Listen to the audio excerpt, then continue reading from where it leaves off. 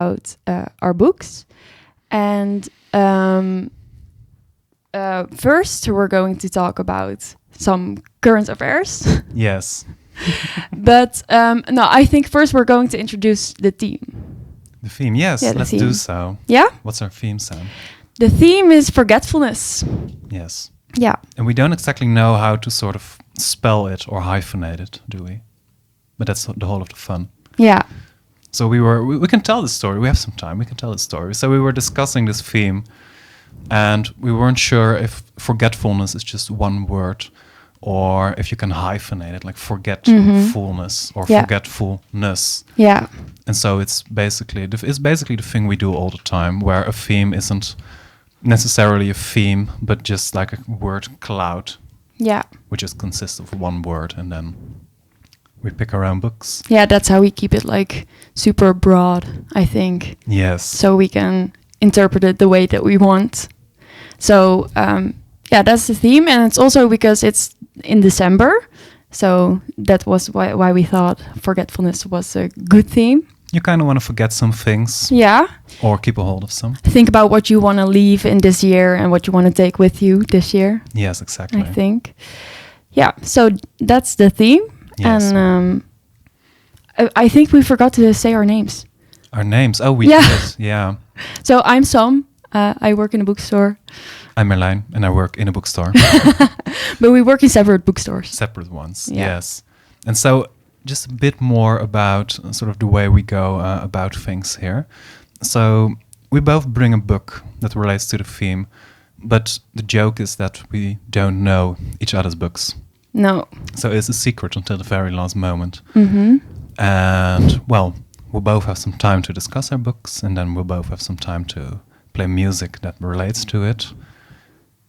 And then at the end, we have a special guest, as always, Yeah. who's going to be a poet, Yes. as always.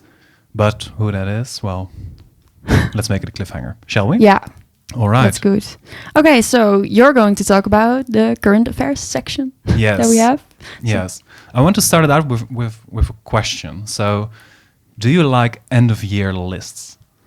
End of year lists. Yes. Like the best albums of the year or book of the year in this instance. Do you like them? I do.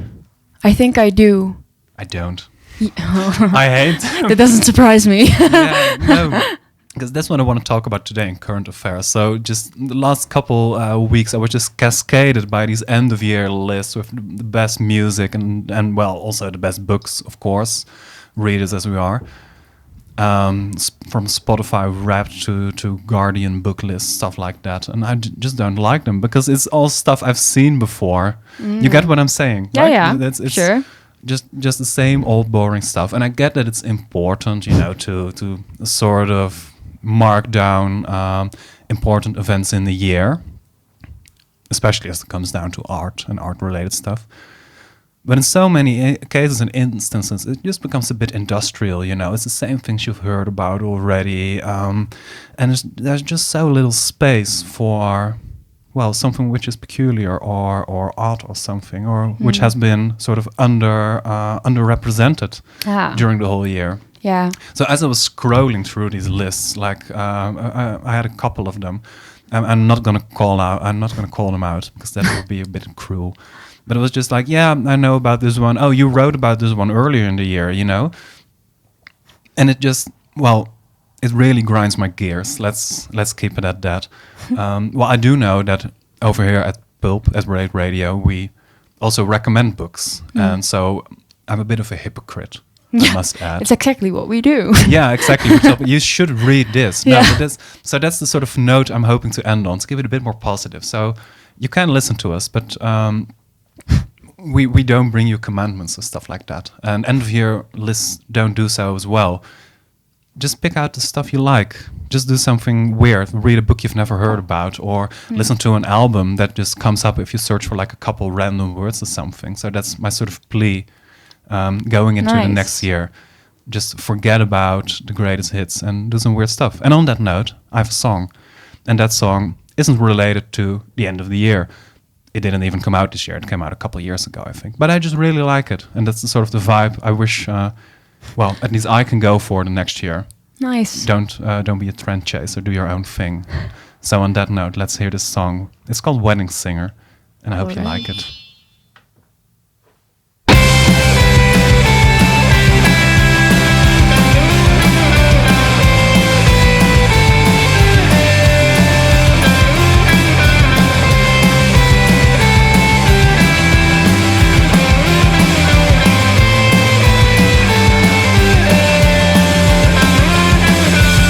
Find it hard to believe tonight in a curiously well-kept house built before I was born. This year we're gonna stamp out the sorry feeling. Rain on summer vacation, 5 blocks from Tasker Morris Station. Fuck for the ride home if I can't find 2 bills to rub together before midnight rolls around.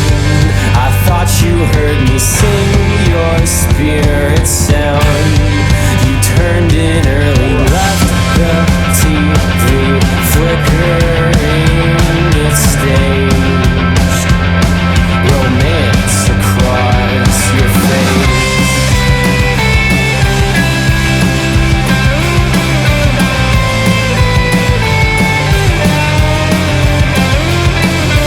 Said goodbye from the front porch. I always wonder if you're smiling at us or if you're looking away. I'd ask, but either way I feel sorry for you. Locked your love in a screenshot. They don't work that way, but I've been wishing I could say that I don't. The selfish side likes to think my execution's more of an honest one. These artists all cut cloth with underscore. Conviction blacked out, friction flies me back to Baltimore to wait for you. But I'm stuck here too. Until midnight rolls around. I thought you heard me sing your spirit sound, but you turned in early, left the TV flickering its stage. Romance across your face.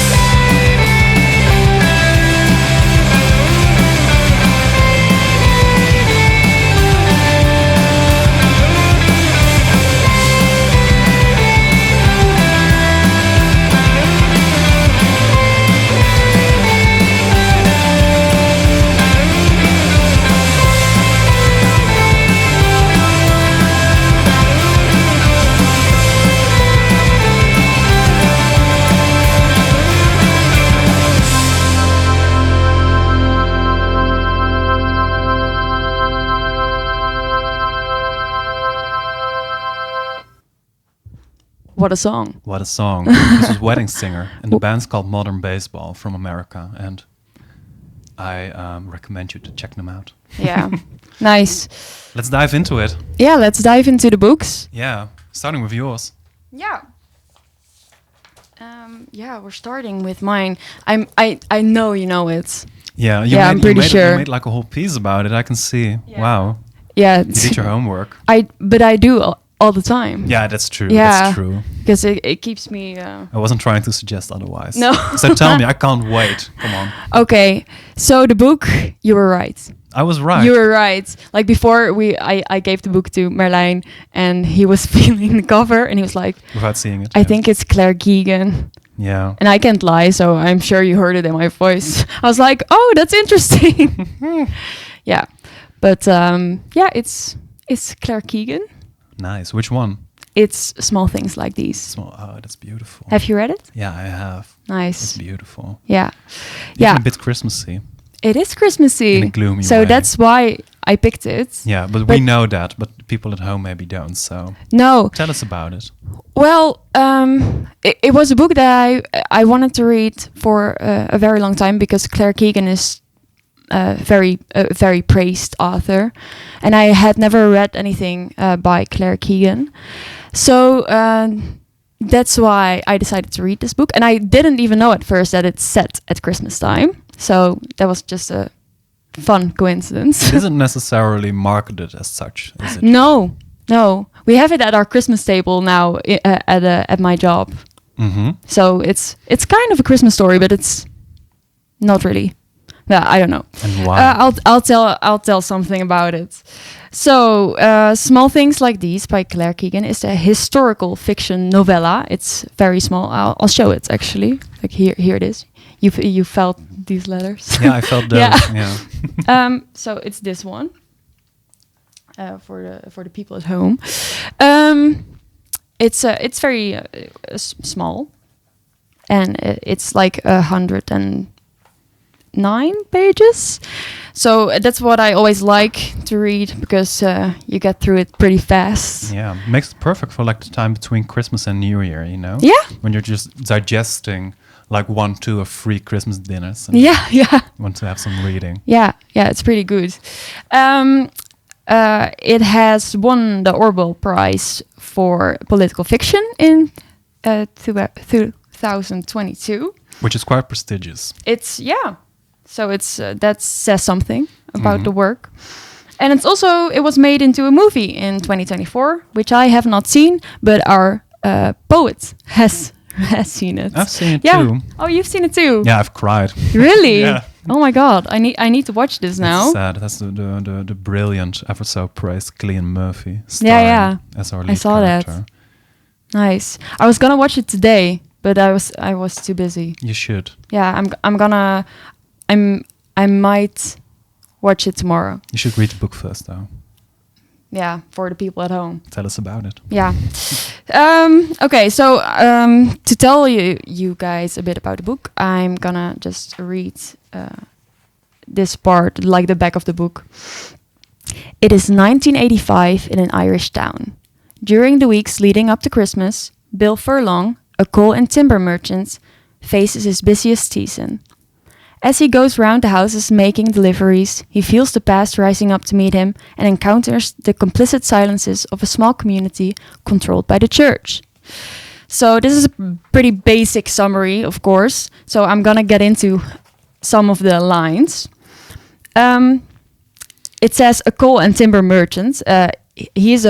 Bill Furlong is a hardworking family man. He shares his life with his wife and 5 daughters. So it's a pretty big family. And it also talks about the past rising up to meet him. And that's because throughout the book, he thinks a lot about his childhood and how his mom was an unmarried teenager who worked as a maid for Mrs. Wilson. And she took her in when she got pregnant. So that's showed him a lot of kindness when he was younger. And also the way he had a father-like bond with Ned, the farmhand. What I also want to get into about this small summary is the complicit silences of a small community controlled by the church.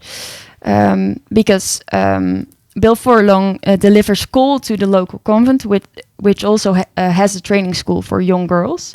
And there he sees things that make him suspect it is an abusive Magdalene, what do you think? Magdalena Yeah. in Dutch. Yeah. Yeah, Mary Magdalene. Yes. Laundry. That's a Catholic institution that houses fallen women. And fallen women are pregnant, unmarried women or women with no family. And these women had to work under extreme circumstances without pay, were getting only small amounts of food and could not leave. So it's basically prison. It was like a punishment for them, was it? Yeah. Just because they got pregnant while they were married, which is frowned upon, especially by, Catholic Ireland at the time. Yeah, but it was to the public, it was more like a safe house for them. Yes. So it was a big secret that they were being punished. Mm-hmm. Yeah. And they were there all over the country, weren't they? These Yeah. houses? Yeah, there were a lot. And I think the last one closed like 30 years ago. So that's crazy. It's like so recent. The town people and even his wife suggest and warn Bill to not meddle and not do anything with this information that he has now, because the church is involved in all parts of town life and people are barely making it through winter as it is. So this says a lot about what the book wants to tell the reader. It's about moral courage, complicity in injustice, the power of institutions like the church, but also about kindness and the struggle between individual conscience and societal silence. So it's like a dilemma for him. He's like, okay, I should not meddle in this because it needs to stay. Everything needs to stay the way it is. But he knows something's up. Yeah, but he knows something's up, and like his own moral compass tells him, "Oh my God, I need to do something about this." That's also because like what he's been taught as a child, because his mother was taken in, and his mother could have been one of those girls. Yeah, it makes it so much stronger, doesn't it? Yeah, it makes it much stronger, and also the fact that he himself has 5 daughters, so he feels strongly about those like poor innocent girls, I think. Yeah, but that's also his wife reminds him, like, Mrs. Wilson could take your mother in because she was rich and powerful herself, and Bill isn't rich and powerful himself. So yeah, that's why it's harder for him to say something and step up or do something about it. It's really about class struggle in that light. Yeah, you can say. Yeah, definitely. 'Cause these vulnerable people who are being severely punished. Yeah, they were. So I think this book is very powerful, obviously, and was beautifully written, I thought. And I thought that going into the book, because it's praised so highly because of it. So I was like, okay, this is a good book.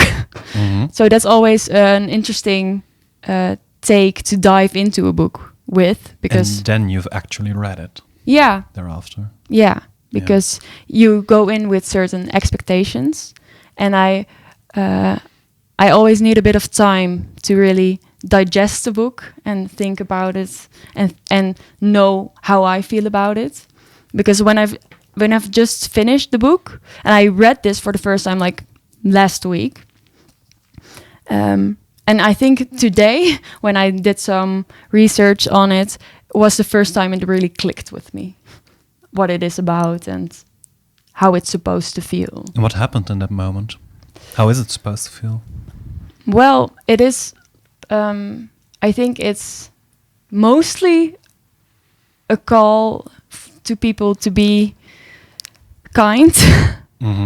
And disobedient, perhaps. Yeah. To institutions. Yeah, maybe not directly think that institutions do the right thing. Yeah, exactly. Yeah. It's more about kindness, though, I think. I think you're right. Yeah, it is. Yeah, and to do what morally feels right for you, I think. Yeah, it's kind of a plea for that, I think. And it makes you think about society and doing the right thing. But I think also that I want to read it again, just to see what it means to me then. Yeah, I can see. And it's also set up wonderfully in that sense, because there's, well, like you say, there's a lot of sadness and a lot of anger present in the book, but then it's present against this backdrop of Christmas, which is, well, supposed to be the best time of the year. Yeah. Especially in Catholic Ireland. Yeah. Yeah, which makes it a bit different for a Christmas story. Inherent tension in that. Yeah. And it's also a pretty mundane Christmas story in the sense that it's like about a normal guy, a hardworking guy who goes through all these things, and you read his mind about it. Yeah, there's a lot of inner monologue. Yeah, a lot of inner monologue. So yeah, that's what I wanted to talk about mostly, and how it relates to the theme, because I had to think about that, because at first I was like, this makes so much sense how it relates to the theme, but when I actually sat down to write this, I was like, how does it relate to the theme? But I think it's about, and I'm gonna read this because I can't think about this.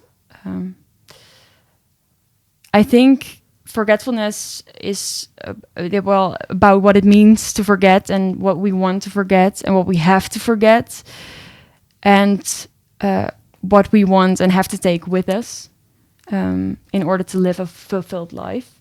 So, and I think that's exactly what the book is about. Yeah, that's a great summary. Yeah. Wow. Yeah. So that's why I thought this book is perfect before I even read it, but it fits perfectly. You went on this journey, it seems. Yeah. Yeah, I did. Yeah. Yeah, it was really great. So, yeah, I would really recommend this book, especially in this time, because also in stressful times you don't have a lot of time to read, but it's a really easy read, a surprisingly easy read for such a important book, I think. Such a difficult topic. Yeah. Yeah, so that's also what makes it so good, because I read this in a day, and I think that's nice. Yeah, but it isn't too, as I remember it isn't too stark or something, not too black and grey. No, it's real blurry, and the book comes at you with this blurriness in terms of like the bad shit that's happening, which is exposed in the book, which is still, a lived reality for people. They still live with these scars. But at the same time, there's this bliss and this lightness, as I remember it, which is it's real. Yeah, it's difficult to write like that, I think. Yeah, and I she think really so did too. Claire Keegan really did a great job. Yeah, I'm excited to read more. Oh, you should. Yeah. Yeah. Do you have recommendations? Oh, Claire Keegan's written a lot. I'm speaking to you and to the listeners now. Claire Keegan has written a lot of beautiful books. Another one of my favorites is the book So Late in the Day, which is also a really small novella, like most of her works are. But it's just, it's the book, I won't give away too much about it, but it's just so plainly stupid in a certain sense. Like stupid people doing stupid things, and it's real funny. So there's this other side of her which comes out in her work. Cool. And a lot of them have been made into movies as well. So while I don't condone watching the movie and not reading the book, I do recommend you to watch the movies. Nice. Just not, this shouldn't be your like Home Alone substitute. Just want to point that out. Yeah. No, I think the people can get that. Yeah. But it's sort of as a general getaway, because so much things are happening, how did it make you feel, in the end, when you did reflect on it? Because it has this potential to be incredibly saddening, but also, to let the light come through. So I'm sort of caught wondering what has been at the forefront for you. I think it maybe needs more time in my brain, because often when I've read a book that I feel is like really important and really beautifully written, I don't get it for like few weeks or days. Which is normal, isn't it? Yeah, I think so. But I think it's hard because some people are like, oh, I love this book so much immediately about stuff. And I try to be that. I try to be like, I love this so much. It's a bit highbrow, isn't it? Oh, I immediately got it, Yeah. Let me lecture you. Yeah. Yeah, I don't know. It makes me feel like some people have that. Like some people do immediately know how to feel about something. I like the digestive ones, Yeah. And I think this book's great in that regard. Yeah. So it hasn't really made me feel some type of way yet. Not really. Except that I feel that it's important. Yes. Yeah, it feels heavy in a sense. Yeah. But lightly written. So that's cool. It's a conundrum. Yeah. This one. Yeah. So on that note, I think I'm going to introduce my song that I picked out for it. It's a bit of a reach because I picked it out while before I did research on the book and before I really got it, which I still am in the process of, which I just told you. But I picked Lorelei by Cocteau Twins. Do you know that song? I've seen the band once, I think, but I'm struggling to sort of reminisce about the song. Okay. Well, it's a song that I think captures a lot of a sort of a Christmas spirit in sound, because it has like little bells. So when I hear it, I'm like, oh, this is a Christmas song, and it isn't, but it feels that way, which I love because I love like a Christmassy vibe, but I don't love the super Christmassy songs. So it's great for that. And songs by Cocteau Twins are often like super ambiguous because they use very random and very murmured lyrics. So listeners often have many interpretations that differ greatly from each other. And for me, in relation to this book, because I'm gonna form it a bit how I want it, it captured the feeling of a sort of intimacy and living in a moment and doing what feels right regardless of feeling of guilt and fear of the future, which is important. Which is important. Yes, let's hear it. Yeah, let's listen to the song. Just a second.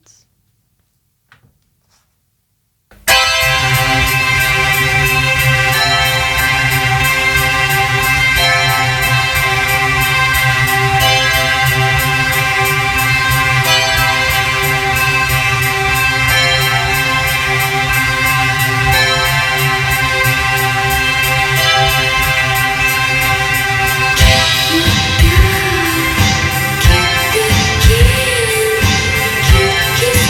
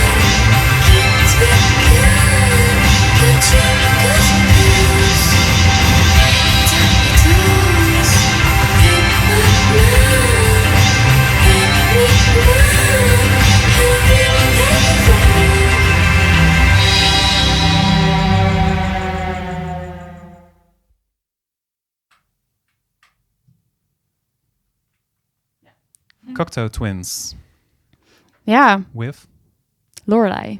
nice. Yeah, did you like the song? I like the song, yeah, Nice. and I can see where you got it from, basically. Right? Yeah. Yeah. I try to like incorporate my favorite songs in this because I like listening to them. So I'm like, oh, how can I connect this? How can I squeeze out one more listen? Yeah.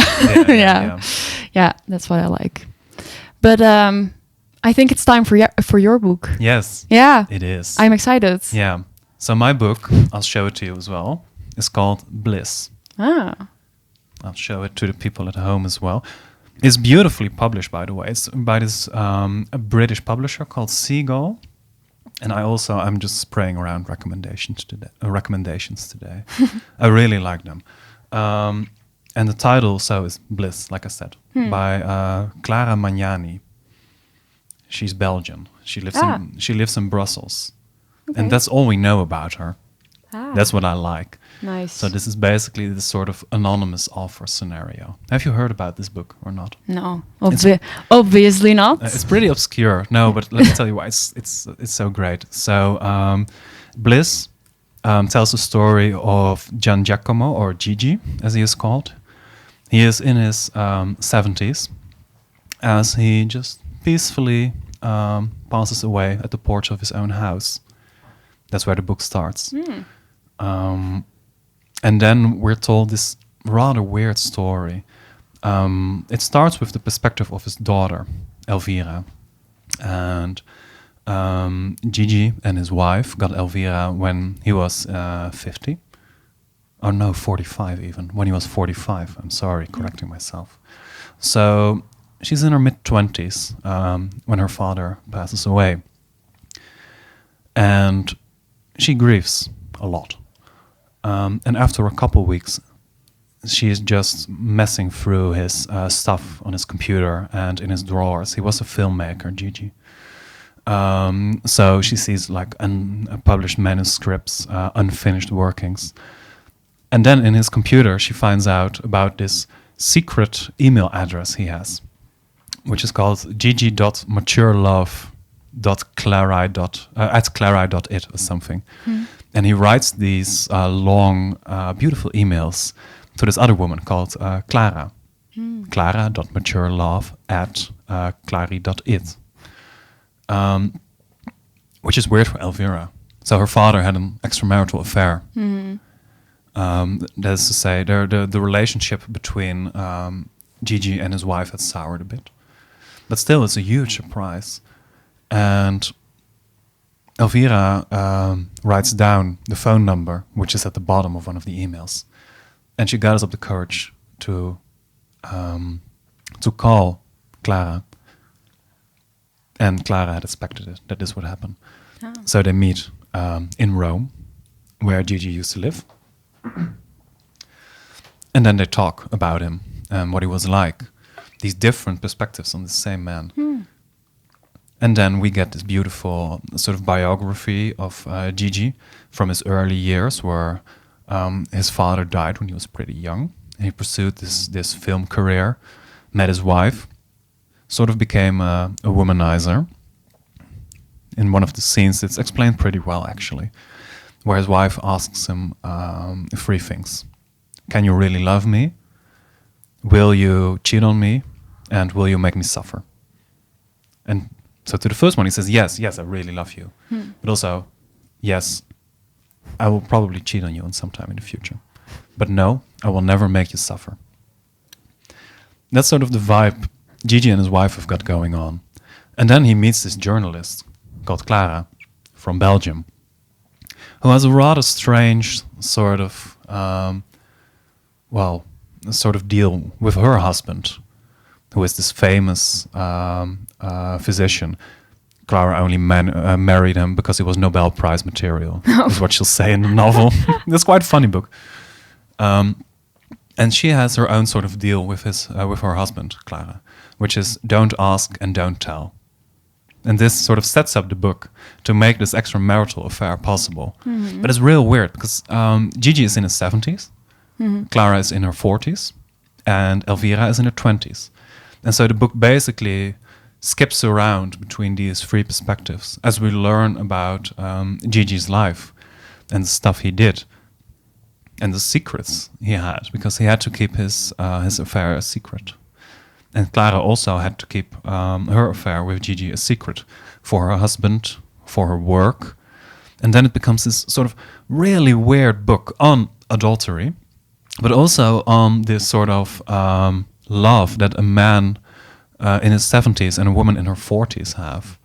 And so it's very youthful and very blissful as well. And so at the start I was sort of hating these characters because you're inflicting so much damage on the people you love. How can you do this? But then you start reading about the wonderful things Gigi and Clara do during their affair, which goes on for a couple of years. And you almost feel sympathy for them, because it's something they've yearned for a very long time, which is also a word they use in their correspondence. So they use these abbreviations. And the most popular of them is YLVHH, which is YLVVH, sorry, which is yearning level very, very high, which is the indicator that they have to see one another. And you almost feel, you feel happy for them, when they do beautiful things, when they go to Sardinia or visit the opera or something. It's a bit highbrow, this book, I have to add. But at the same time, it's also so weird what is happening. And you want to hate them. But over the course of the book, it becomes more difficult to do so. And I still hate these characters, I think. Yeah. But it's really weird. Yeah, I'm interested in your reaction to all of this. Because I've rambled on for a couple minutes now. Yeah, I'm just... soaking it in. Yeah, I'm just thinking about everything you've said. And I think it's very like a very logical reaction, the way that the reaction that you had, like how you at first hate these characters and then start to like them, but don't really want to like them. I think also because of like what you feel. Yeah, I don't know. I need more context. I think. Well, this is about. It's not a long book. It's like a book. It's like 140 pages, and so the thing is, what's happening, at least from my perspective, is the book is just quite prosaic. It's biographical. It describes a love and a life as well from a person who dies in the beginning of the book.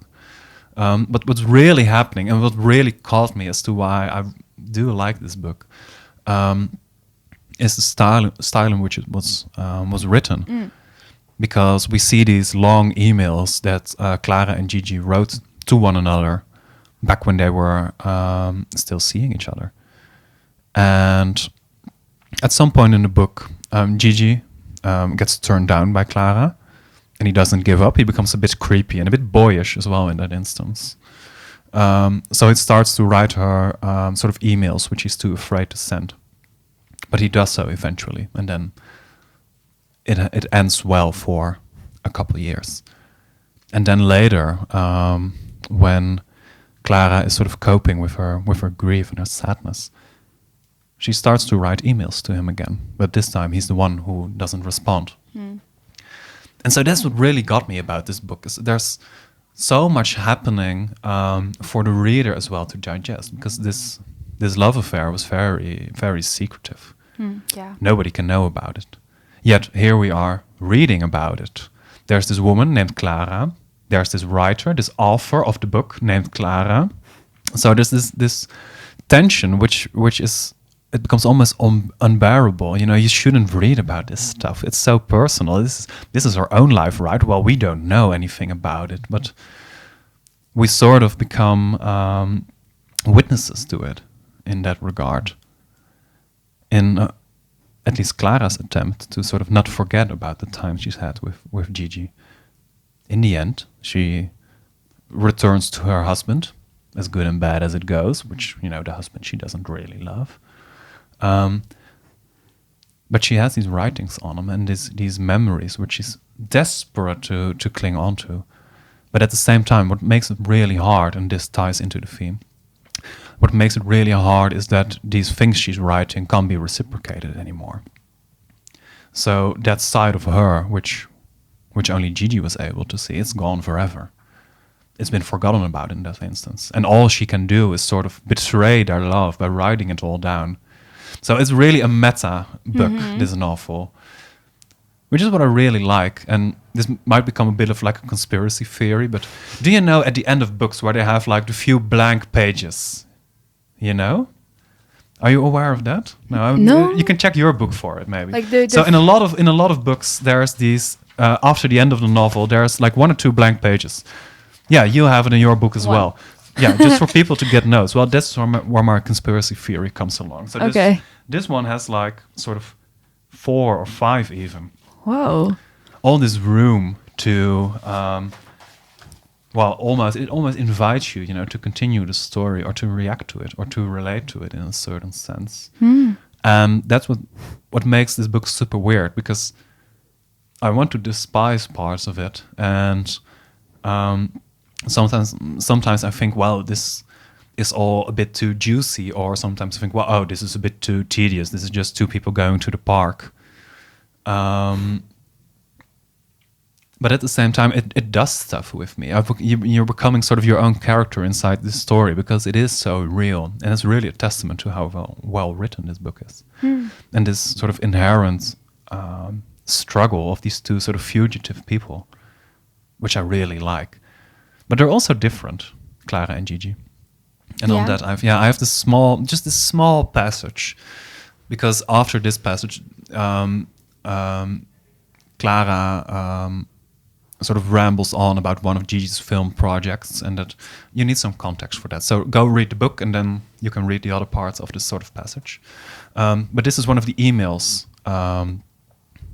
Clara sent to Gigi after he died.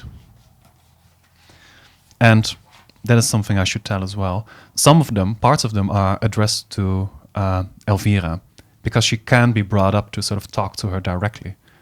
But there's these little snippets in her emails to Gigi where she sort of addresses Clara and gets some things off her chest that she wouldn't like to tell Gigi. What, Elvira or? No, Clara. Clara is writing the emails to Gigi to sort of cope with her mourning. And in that, she knows he won't read them. No. But there are some things which she would like to share, but she can't. It's painful for her to sort of address that to Gigi, to the man she loved.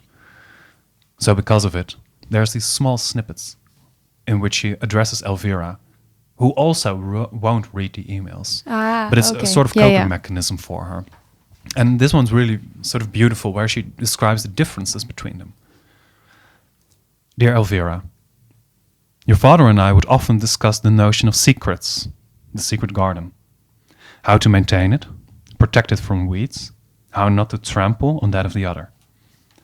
As you can imagine, it quickly turned into a debate on the true and the false, the way in which we all live with lies.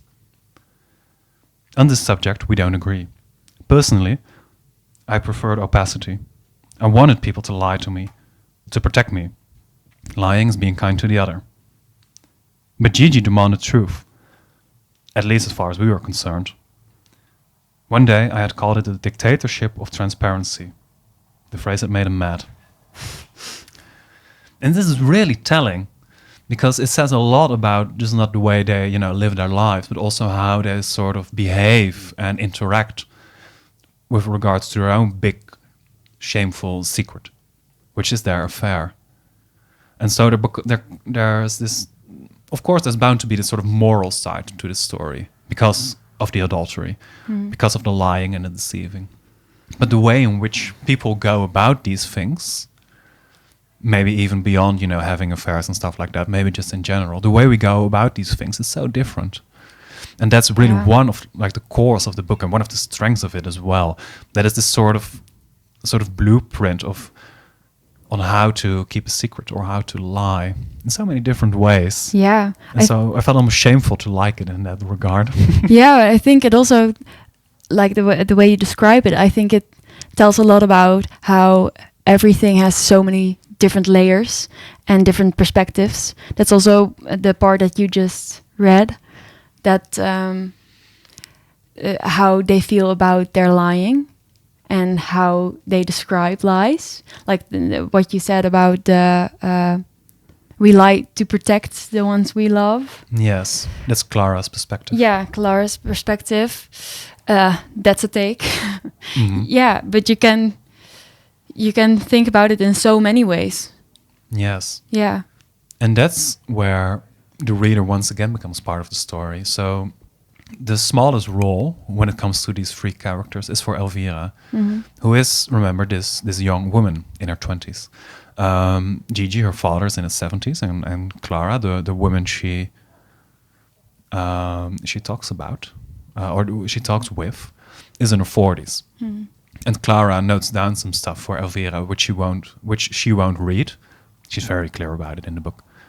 But then at the same time, it's this sort of expose on how these sort of loves can sort of develop, and how important it is for someone in their 70s to have their like last great love if they have the feeling that they've never had it before.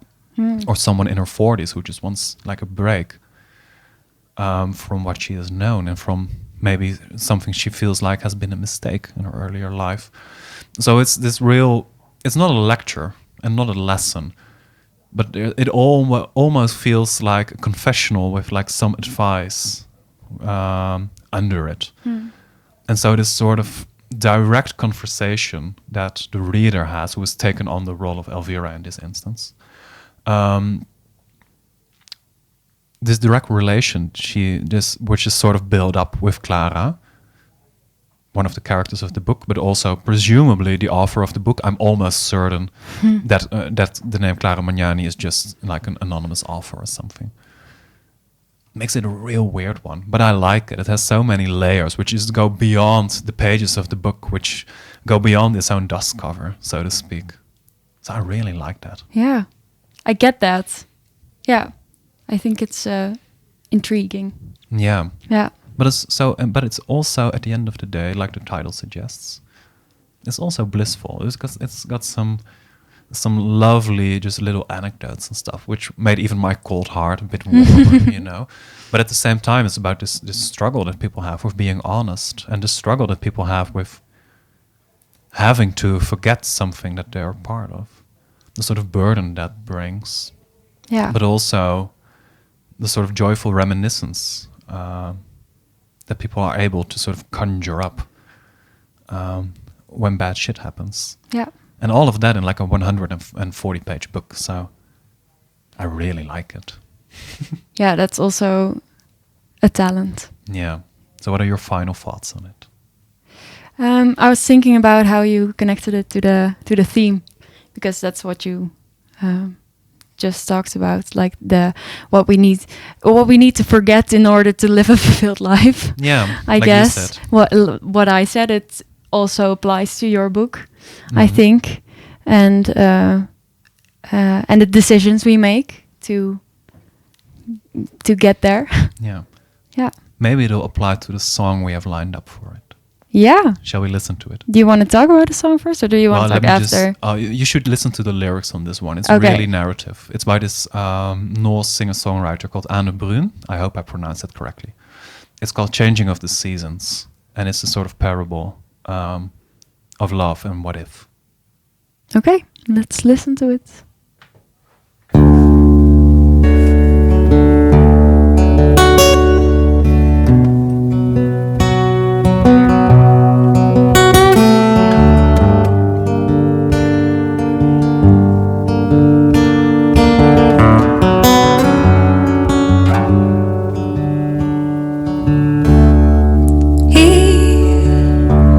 Falls asleep on her chest, the best sleep he'd ever made. Nevertheless, he dreams of some stranger's caress. He awakes and he knows maybe someone else is supposed to meet his hazy, anticipating eyes.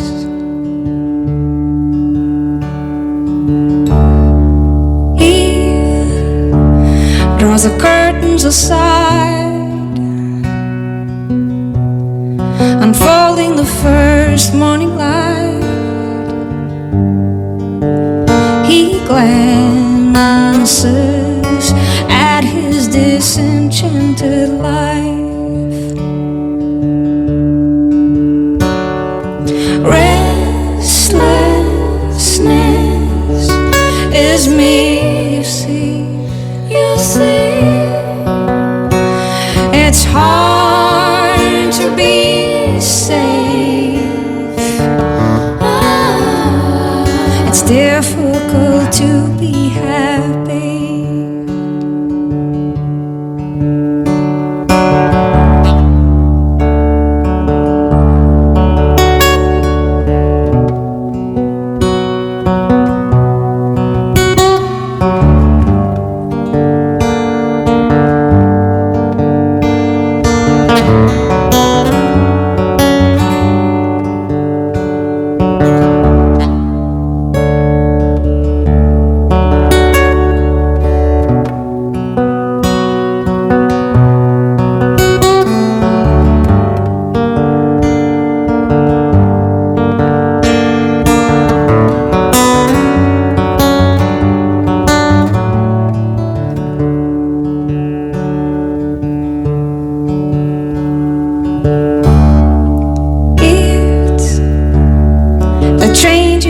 The seasons,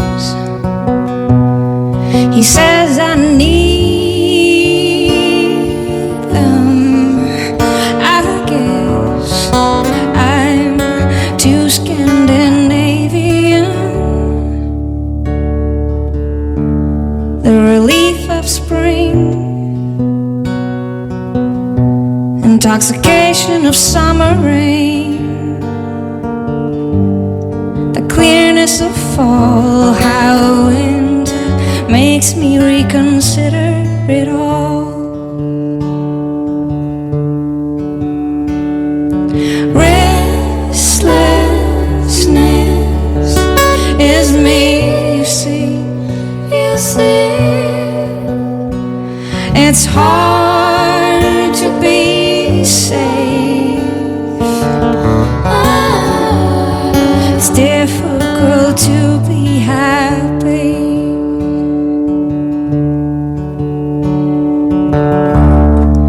Then she awakes, reaches for the embrace. He decides not to worry about seasons again.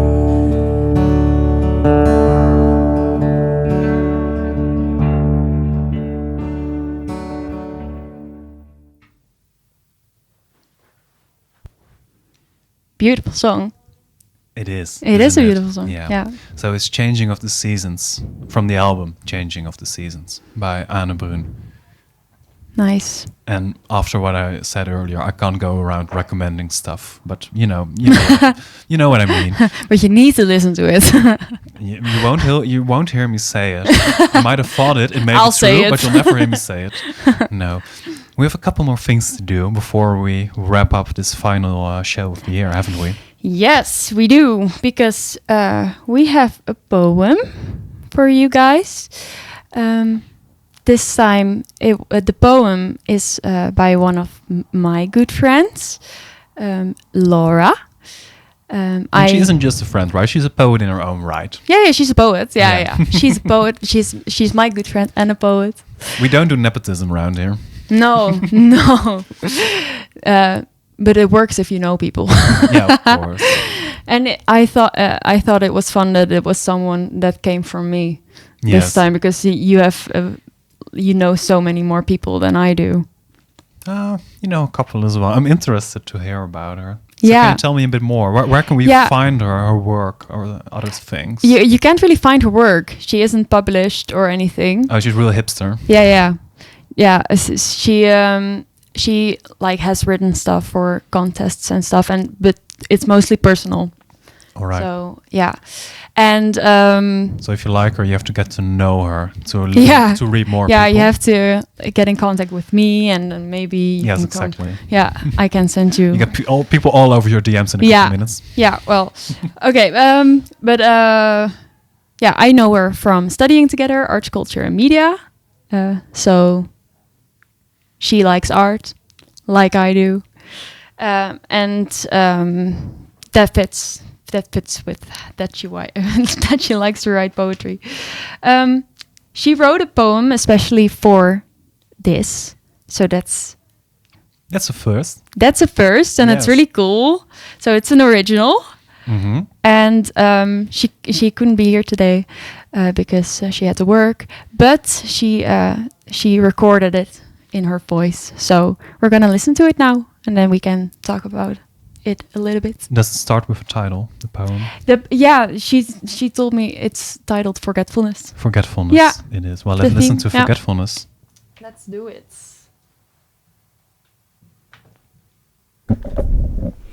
Forgetfulness. When I walk past these faces, my eyes dart to the traces of the people I used to know, the features they borrow. I recognize mouths, jaws, sincerity. In strangers, I see past familiarity. The past, a constant reminder of now, even if it's just through a friendly man's bushy eyebrow. I see the ghosts walking on the street, and I have to admit defeat. That no matter how often I move places, I see traces of the faces of the people I no longer know. And I know these faces no longer walk this borough. The resemblance is only in my head. I can't seem to cut their thread. I can move, I can change, but at the crossway, I grasp at familiar eyes in strangers walking away. I've told myself I have all but forgotten, but the ghosts appear and I know I'm lying rotten. At least, whichever way I go, whichever place in every unknown land, I'll see your familiar face.